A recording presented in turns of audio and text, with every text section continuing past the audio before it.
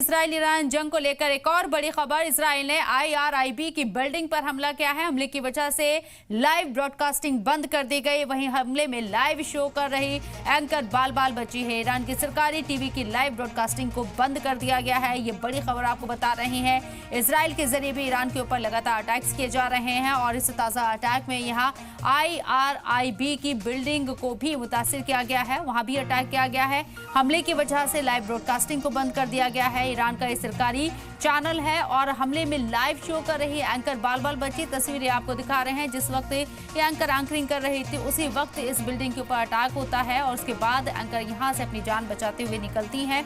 तस्वीरें आप देख रहे हैं। ईरान के सरकारी मीडिया दफ्तर पर हमला किया गया है। तो सरकारी मीडिया दफ्तर में बिल्डिंग मुतासिर हुए और इस एंकर को खुद आप देखेंगे तस्वीरों में कि लाइव एंकरिंग के दौरान ये अटैक हुआ।